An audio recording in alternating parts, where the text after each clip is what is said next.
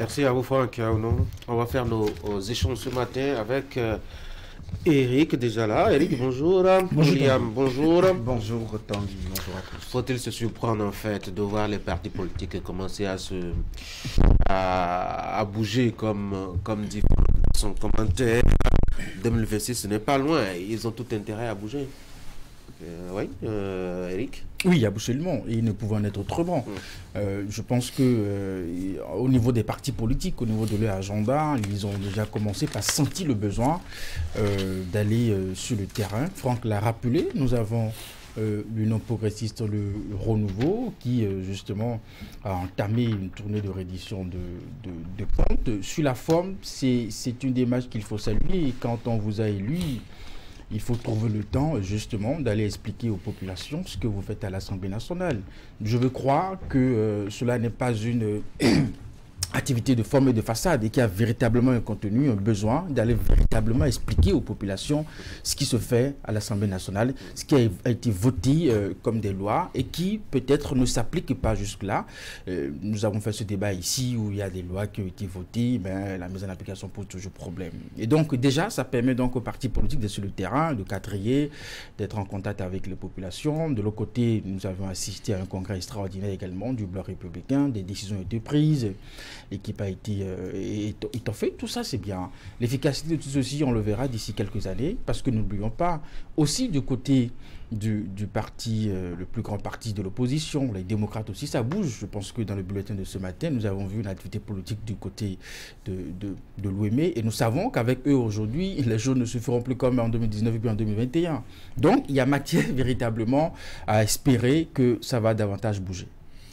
Oui, William, qu'est-ce que les partis politiques ont à se copier? Moi, le Bénin qui va en congrès et qui se restructure, UPR qui va en congrès, qui se restructure, qui invente d'autres organes en son sein, qui fait venir du monde dans ses instances de direction, et puis le BR aussi qui va en congrès, qui élargit un peu ses structures, qui en crée d'autres, qui ajoute du personnel. C'est du copier-coller partout là.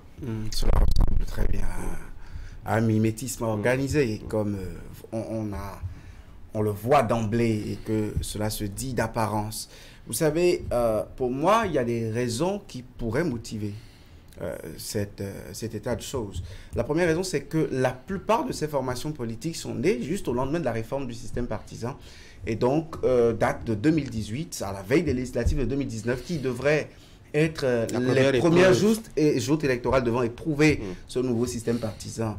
Pour moi, 2019, c'était un échec pour le Bénin, c'était un échec pour la démocratie béninoise, c'était un échec pour la continuité de l'histoire. Elle s'est interrompue, l'histoire a bégayé, les griots ont bégayé dans le relatement de cette odyssée démocratique que nous avons entamée en 90 avec un parlement, parce que ces élections ont débouché naturellement sur un parlement pour la toute première fois sous le renouveau démocratique qui n'embouchait qu'une seule trompette. Maintenant, juste au lendemain, il y a eu, je ne sais pas, cette réorganisation au niveau des partis qui n'ont pas pu y aller, notamment du côté de l'opposition, comme du côté de la majorité présidentielle, parce que, rappelons-le, les partis satellites à l'époque n'avaient pas pu franchir la barre des législatives. Donc, au niveau des communales, il y en a qui ont pu participer au scrutin du côté de la majorité présidentielle en 2020. Ils ont tiré également des leçons pour en arriver à 2021 où ils ont préféré ne pas avoir de candidat, soutenir encore un leader charismatique n'étant membre d'aucune de leurs formations politiques pour aller à la présidentielle et conquérir le pouvoir. Et c'est au lendemain de cela qu'ils ont compris maintenant qu'en leur sein, il faut des partis encore forts parce que nous leur avons fait le procès selon lequel, bien qu'ils aient réformé l'environnement politique, rien n'a changé. Les alliances sont peut-être interdites de fait, mais quand on s'entend tous pour envoyer le même président de la République à la tête de la magistrature suprême sans aucun parti politique et que c'est ce qu'on a brandi pour amener une réforme, c'est que cette réforme a échoué. Aujourd'hui, ces partis satellites se sont encore revus. À l'oreille des législatives de 2023, certains se sont fondus, d'autres ont parlé de fusion-absorption, mais bref, aujourd'hui, à part moi, le Bénin de Jacques Ayadji, il n'y a plus de partis satellites dans la mouvance présidentielle. Et du côté de l'opposition également, on a les démocrates et on a d'autres formations politiques. Pour dire que l'environnement s'est assaini au fil des ans, y a eu des évolutions par rapport à la situation de 2018. Donc, les gens ont des éléments d'appréciation ou des éléments de... ils ont des motivations pouvant expliquer le fait que 5 ans après, on change d'organe dirigeant, on réitère confiance ou non à celui qui est à la tête d'une formation politique, et parce que ces formations aujourd'hui que je vois dans cette dynamique sont acquises pour la cause du chef de l'État, peut-être que c'est un bon vouloir aussi du président de la République, parce que ne l'oublions pas, la volonté d'avoir 2 blocs siamois est née selon des confidences de la volonté du président de la République lui-même, et s'il ne l'avait pas accepté, je ne pense pas que ces 2 formations seraient acquises à sa cause. Franck.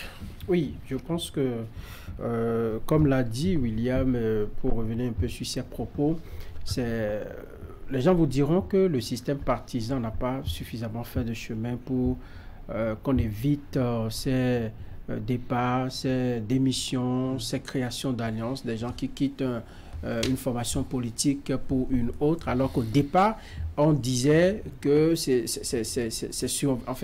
la réforme est venue pour corriger un certain nombre de choses, dont la transhumance au niveau donc de ces formations politiques. Mais moi, je pense que cette façon de voir les formations politiques en activité, au-delà même des partis de la mouvance, ça fait du bien à la scène politique, à la classe politique, à l'animation de la vie politique, parce que pour moi, l'enjeu de 2026 est si important que on ne va pas laisser trop de temps passer pour s'en préoccuper. Quand vous interrogez la plupart des acteurs politiques, ils vous disent le moment n'est pas venu pour qu'on se prononce là-dessus. Le moment n'est pas venu. C'est un peu comme si tout le monde craint d'approcher le doigt à disons quelque part où ça brûle un peu. Personne ne veut se brûler le doigt. Il y a comme un mot d'ordre qui doit être donné et on attend tous ce mot d'ordre-là pour se prononcer. C'est vrai, c'est de la discipline du groupe, c'est dans une certaine disons dans un certain ordre des choses, on peut l'apprécier, mais je pense que de plus en plus il va falloir déballer, il va falloir débattre de ce sujet pour nous dire où est-ce que nous allons véritablement.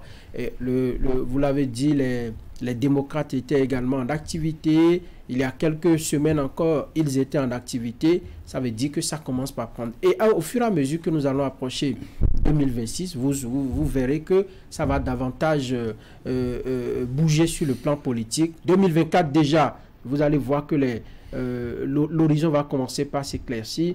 Et nous aurons beaucoup de choses auxquelles on ne s'y attendait pas. C'est en ce moment-là que les langues se délient. C'est en ce moment-là que les gens bougent. Les gens n'ont plus véritablement peur de prendre leur destin en main, de prendre position, de se faire remarquer. Et c'est bien pour l'animation de la vie politique, à mon avis. Est-ce que ce n'est pas peut-être l'occasion, parce que d'autres congrès sont annoncés, hein? Vous parlez de Moelle Bénin, au-delà de Moelle Bénin, il y a d'autres partis, comme les appeler satellitaires ou satellites, qui sont annoncés sur je dois dire, le départ de l'organisation d'un congrès. Est-ce que ce n'est pas implicitement, je dois dire, une petite pause qu'ils sont en train de faire pour évaluer quand même ce qu'ils ont mis en place comme réforme au niveau donc, du système partisan, William? Oui, c'est dans cela que mon développement tout à l'heure montrait que c'est une crise de la maturation ou parfois une conscience de cette maturation qui est en cours. Parce que, vous savez, à côté de l'actualité, de la conjoncture dans ces formations politiques, le recul permet de savoir qu'ils ont déjà fait du chemin. Ils ont, d'une manière ou d'une autre, participé à un certain nombre d'élections. Romaric Ogoualé disait tout à l'heure qu'ils ont fait déjà 4 scrutins, dont les plus importantes, c'est-à-dire la présidentielle et les législatives. Et ils ont eu même la chance de faire, par exemple, les communales. Donc, tout ce qui est élection en République du Bénin, ils ont déjà pu conquérir les suffrages des Béninois et sur une certaine durée, parce que dans une démarche scientifique, pour évaluer quelque chose, il faut pouvoir voir la durée, la périodicité. Donc, aujourd'hui, après 5 ans, je pense qu'il y a de quoi quand même faire une rétrospection et observer les choses. Mais moi, je n'occulte pas la conjoncture dans ces formations politiques. On avait un Abdoulaye Biochane en difficulté qui, à la base, était, par exemple, du côté du bloc républicain, plusieurs militants ne se sentaient pas en phase avec une formation politique un peu trop holistique, un peu trop bureaucrate dans sa sphère dirigeante, une tête assez forte, mais pas une base solide, et la hiérarchisation, la décentralisation, la déconcentration, le découlement naturel de l'information et de la participation citoyenne, de l'engagement politique et patriotique de ces différents militaires, avaient un problème. On a entendu des voix, une des plus autorisées. Mais là, nous observons tous les partis. Ici, au BR, il y a eu quelques soucis. Ce n'est pas le cas au niveau de l'UPR qui a fait son congrès aussi. Ce n'est pas le cas au niveau de Moelben qui a fait son congrès aussi. Nous sommes en train d'analyser un peu ce qui peut expliquer aujourd'hui que ces partis soient à ce rendez-vous de congrès et qui fassent à la limite même du copier-coller. Au niveau de l'Union progressiste, par exemple, on vous parlera de ce que les tests l'ont prévu à cette période et à ce moment-là, et il y avait des organes à mettre en place. Encore que là aussi, je ne me permettais pas d'occulter le fait qu'on ne me dira pas que la légitimité de ces gouvernants est totalement assise, parce que ne l'oublions pas, à la Constitution, déjà, c'était des partis avec plusieurs hommes à la tête. À un moment donné, on a senti un seul homme prendre un peu plus de légitimité que les autres responsables. À un autre moment, du côté de l'Union progressiste, par exemple, d'autres gouvernants sont venus sans élection outre mesure, sans des modes de désignation pas forcément clairs, selon peut-être la volonté ou le désiderata d'un groupuscule ou d'un certain nombre de personnes. Quand c'est comme ça, alors que c'est une masse d'hommes, c'est ce nombre de militants, c'est cet ancrage au plan national, il y a de quoi avoir de petites courses. Non, je pense que un parti politique en difficulté n'est pas forcément le signe d'une faiblesse. On vous dira certainement que ce sont des moments qui arrivent. Et je pense que c'est pourquoi justement l'occasion de ces congrès donne forcément lieu à des retouches, histoire de s'assurer que tout le monde est un peu à l'aise. Ce que je voudrais ajouter à ce débat, c'est que de cet activisme, il y a une forme d'opportunité politique qui se dégage. Vous voyez, nous avons... Quand nous prenons le BR et puis l'Union progressiste, le renouveau, nous pouvons les mettre dans un seul camp de la mouvance présidentielle. Nous avons de notre côté le parti Les Démocrates étant parti d'opposition. Nous avons les forces Corée.Bien émergents qui aussi sont en activité. Peut-être qu'ils ne communiquent pas assez sur ça. Je pense que la semaine passée, ils étaient au cabinet du président de l'Assemblée nationale. Et cette semaine, si je ne me trompe pas, ils seront également reçus par le président de la Cour constitutionnelle. Et donc, de l'autre côté aussi, ils essayent aussi d'aller à la rencontre des gens et peut-être leur proposer une idée. Et pour avoir discuté avec un membre, il me faisait comprendre ceci. Vous savez, quand nous prenons les 17 dernières années, quand je prends les 10 ans du président Boni Yayi et puis les 7 ans du président Patrice Talon, on peut conclure que l'environnement politique est contrôlé par ces deux acteurs majeurs. Et donc, quand nous prenons l'opinion publique, vous avez forcément des citoyens qui sont pour la gouvernance du président Patrice Talon. Vous en avez qui vous diront qu'ils sont encore nostalgiques de la gouvernance de Boni Yayi. Mais vous en avez qui ne se retrouvent ni des deux côtés. Et donc, il faut une force politique pour absorber ce type de Béninois qui ne se retrouve ni dans la gouvernance du président Patrice Talon, ni dans dans ce que propose le parti. Ont fait pendant 10 ans, ne sont pas forcément les outsiders les mieux placés. Parce que, ce faisant, soit nous allons observer une continuité avec la gouvernance du président Patrice Talon, ou soit dans un autre cas de figure, c'est peut-être le camp de Boni Yayi qui se verra encore gouverner le pays certainement pour un autre mandat. Et donc je pense qu'il y a encore une opportunité politique, un parti politique. Je veux pas, enfin, je ne dis pas que forcément que les forces Corée.Bien émergents peuvent incarner cela, mais forcément encore une autre force peut essayer de proposer encore une autre offre politique à ce type de Béninois qui ne se retrouve ni dans le camp de ce que j'ai évoqué tout à l'heure. C'est vrai que je pense que cette démarche est en cours aussi. Elles ne sont plus des forces, c'est désormais la force Corée pour un Bénin émergent avec pour avoir été, disons, déplumé, ainsi de suite. Beaucoup sont partis de ce parti-là. Moi, je pense que ce débat nous amène à retourner un peu en arrière. Vous savez, au lendemain des législatives, il fallait pour tous les partis politiques d'organiser des assises nationales pour faire une évaluation. Nous avons l'UPR qui est venu, qui a décroché beaucoup de sièges au Parlement, qui a eu également des élus à travers le pays. Je veux parler des communes. Nous avons le BR qui a eu les mêmes sièges que le parti, les démocrates également, qui étaient à leur première, disons, expérience et qui ont pu décrocher 28 sièges au Parlement. Donc, il fallait, les FCBE qui sont allés se casser la figure, Moël Bénin, tous les autres partis satellites dont vous parlez. Et donc, il fallait pour chaque formation politique de se retrouver avec les militants pour évaluer ce qui s'est passé et comment rebondir pour certains, comment conserver, disons, ce qu'on a eu pour d'autres et comment se relancer pour d'autres encore. Donc, ces assises-là qui viennent dans le cadre d'un certain bilan que l'on doit faire. Et c'est pourquoi j'insiste que pour dire que le 2026 est un enjeu majeur. On doit pouvoir s'organiser, à pouvoir affronter véritablement ce virage que nous voulons aborder. Et donc, ces genres de discussions, ces genres de rencontres, n'attendons pas qu'il y ait crise. N'attendons pas que certains militants se lassent du silence disons, des dirigeants du parti pour se retrouver, pour s'organiser. Les militants à la base ont envie de discuter avec les responsables. Donc, il faut détourner. Et c'est en cela que ce que fait l'UPR, moi, je trouve que c'est bien. C'est bien et il faut continuer. Parce qu'au-delà de ce que les députés iront dire, ils ont donné comme information aux militants, ils auront également à aborder des problèmes politiques, purement politiques, qui se posent à la base, renouer le contact avec la base. Ça a manqué pendant un certain nombre d'années. Ça ne se fait plus comme avant. Et on vous dira autre temps, autre mœurs, c'est vrai. Mais c'est toujours important que les responsables aillent à la base pour échanger avec les leurs, pour leur dire, écoutez, nous sommes là-haut, mais on pense à vous. Vous êtes toute notre raison d'être. C'est important.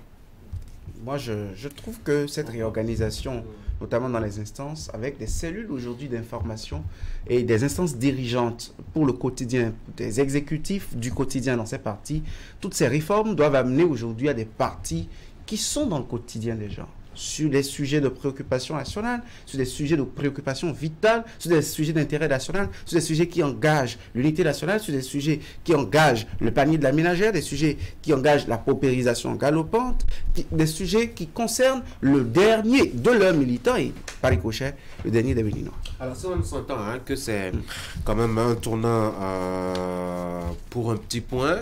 C'est sûr qu'on peut se dire aussi qu'il y a une autre fenêtre par laquelle on peut observer cette actualité. La suite, qu'est-ce que ça va être aujourd'hui? Est-ce que vous pensez que ces partis se sont suffisamment, qui se retrouvent pour faire des congrès, se sont suffisamment requinqués, comme on dit, pour se relancer, notamment par rapport à 2026? C'est normal. Parce qu'aujourd'hui, il y a... Ouais, moi, je pense que... je pense que... Prêt, lui. Oui, William, il a été absent sur le plateau pendant Justement, une semaine. ouais. Le tout rattrapé. Le tout rattrapé.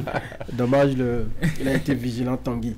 Non, je pense que les partis vont davantage se requinquer. Ce n'est pas fini. Au retour de cette, par exemple, pour l'UPR, le cas de l'UPR, au retour de cette tournée nationale, ils devront s'asseoir pour évaluer, pour examiner tout ce qu'ils ont entendu sur le terrain.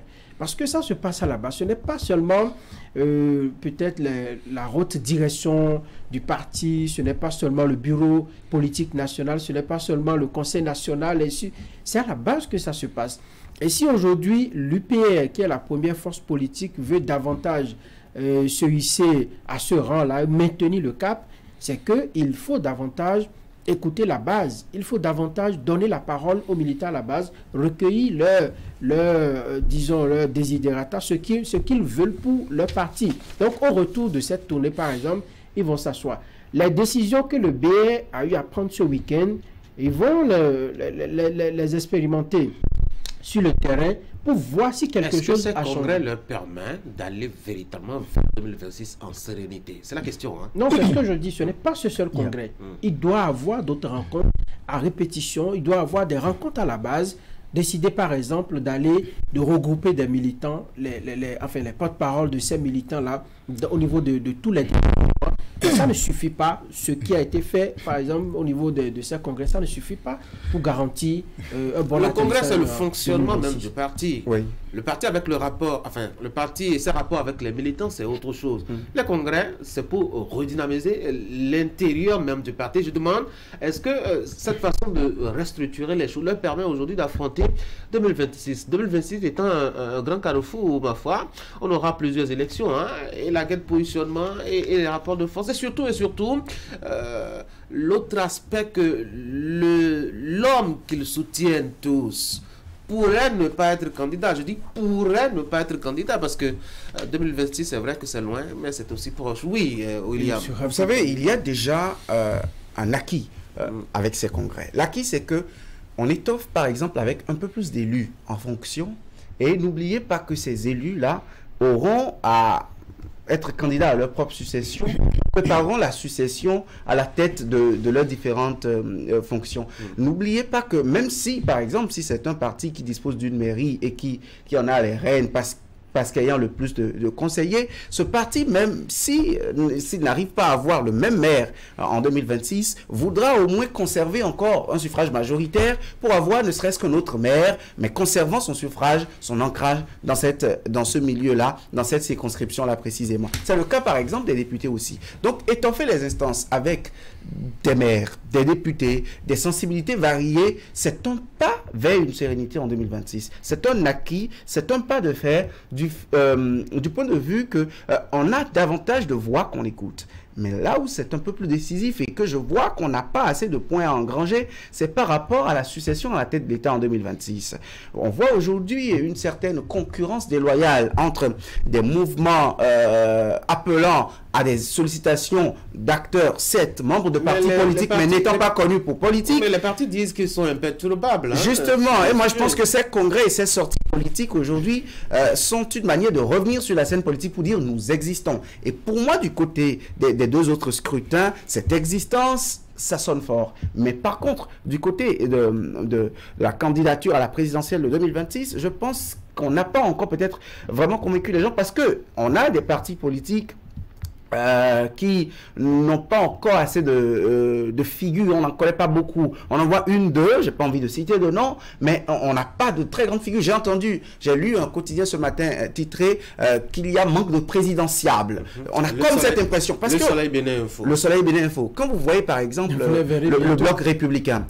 Le bloc républicain, aujourd'hui, l'homme fort et conforté dans sa force, c'est Abdoulaye Biolchane, mais qui ne peut pas être présidentiable en 2026 par exemple, parce que l'un des critères principaux de l'âge des 70 ans dans la constitution béninoise le disqualifie. Quand vous sortez Abdoulaye Biolchane du bloc républicain, vous me direz qu'il y a beaucoup d'autres acteurs politiques. Mais quelle est cette tête de pont que vous voyez encore tout de suite? Par contre, à l'Union progressiste, c'est là où c'est compliqué. Quand vous regardez du côté de l'Union progressiste de Renouveau, oui. C'est intéressant en ce sens que dès lors qu'on n'a pas une tête forte qui se dégage tout de suite, la compétition est ouverte. Et puisque nous sommes en démocratie, eh bien allons en compétition. Des partis qui n'ont jamais fait de vote pour les instances dirigeantes, je crains que ces partis aient les moyens d'aller faire des élections primaires. Comment on désigne les responsables alors? Bon, on a tout expliqué sauf le mot de désignation par exemple. Et on ne nous a pas dit que c'est un vote. Sur la question, je ne suis pas sectaire.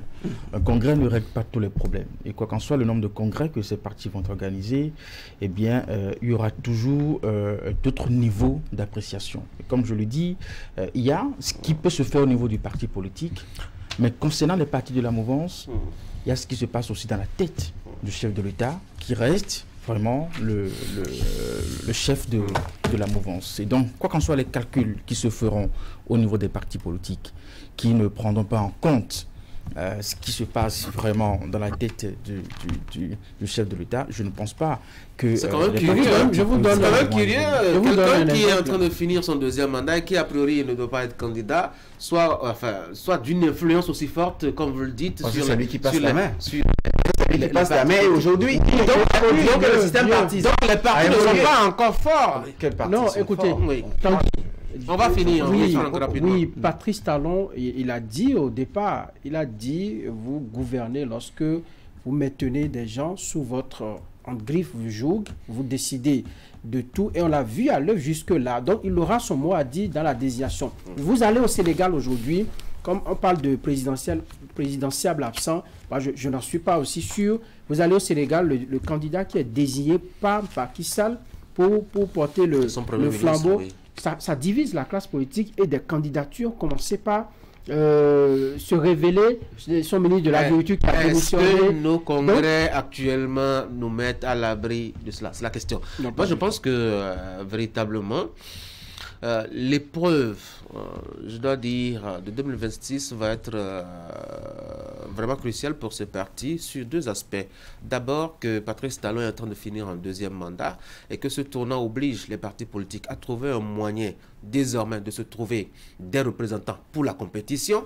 Et donc, on ne pourra plus aller en coalition comme on l'a fait en 2021. Pardon. Et donc, cette question, la tranchée va être vraiment une épreuve fondamentale pour les partis. Il faudrait justement que les congrès en série là puissent y répondre. La deuxième chose, c'est justement aussi les autres élections, parce qu'on fait un focus sur la présidentielle alors que les autres élections sont aussi d'importance. Il y a des gens qui veulent continuer à conserver leur maire ou de députés, etc. Et ça va être vraiment une épreuve. Alors, est-ce que les partis tels qu'ils sont structurés, ils se sont vraiment préparés à l'idée qu'ils peuvent être sur tous les fronts à la fois, présidentiel, communal, députation, etc. et garder, je dois dire, la forte concentration et la solidarité qu'il leur faut pour avoir, je dois dire, les chiffres en termes donc d'expression de voix. C'est la question. Et je pense qu'ils doivent continuer à réfléchir à ce propos. Aller en congrès. S'ils le veulent, hein. Si c'est le congrès qui doit... C'est le congrès qui doit les aider, ou s'ils doivent continuer à relire le code, les différents tests politiques qui régissent leur survie, ou s'ils doivent continuer encore à davantage se conseiller et se parler, ou à aller voir Patrice Talon pour davantage de décisions. Ça, c'est eux qui décident. Moi, je ne fais que faire une analyse. Ça vous dit deux mots sur le sport? Le Bénin est éliminé. Content ou pas? Ça nous dit deux mots. Personne n'est content quand son pays est éliminé. Ah oui? Ah oui, il y en a qui sont contents. Vous savez, bon, moi, je préfère qu'on finisse patriotique. comme ça. Oui. Moi, je préfère qu'on finisse comme ça que de colmater le truc, de se retrouver par acrobatie en une phase finale et d'être la risée de tout le monde. Parce qu'on sait qu'on n'a pas une équipe nationale de football actuellement. On n'a pas été une risée, par exemple, en 2019, si nous étions en quart de finale, même si nous n'avons gagné aucun match jusqu'à y en arriver. Vous savez, pour moi, la participation est importante. Manquer les rendez-vous continentaux et internationaux en matière de sport, quelles que soient les conditions, c'est important. Et aujourd'hui, moi, je pense que la façon dont nous avons perdu ce match au dernier moment face au Mozambique doit nous permettre d'avoir un peu plus de rigueur dans notre football. Les réformes, oui, mais un peu plus de rigueur. Vous voyez comment on perd dans les arrêts de jeu, dans les dernières minutes. Franck, oui, je suis tout autant déçu que, que William. Vous avez dit que vous préférez que ça finisse comme ça. Plutôt que d'être la risée de tout le monde. Et ça va durer combien de temps? Ah, moi, je ne sais pas, il faut demander aux joueurs. C'est beaucoup de millions qui sont investis. Nous n'allons jamais à la phase finale. On n'a pas encore fait chaque année, on reprend. 2019, nous avons la pétanque, nous avons le roller, nous avons le basketball, allons explorer ailleurs. Chaque année, on investit et on revient à la maison, on les convoque, on revient. Bon, franchement, ça commence. Même si le sélectionneur actuel fait des efforts de rajeunissement qui pourraient donner des fruits dans peu de temps. On n'a pas de finition dans notre jeu. La finition, c'est de nous voir à la face. On peut aller jouer un match et revenir. Moi, je suis d'accord, mais qu'on n'aille pas et qu'on fasse les éliminatoires, qu'on revienne à la maison. L'année qui suit, on reprend. Et puis... Je pense que nous avons un résultat. Tout est à refaire. Merci beaucoup. Bonne journée. Mesdames et messieurs, voici la réalisation d'Idriss Boukari qui nous rappelle un peu ce qui s'est passé comme actualité la semaine passée.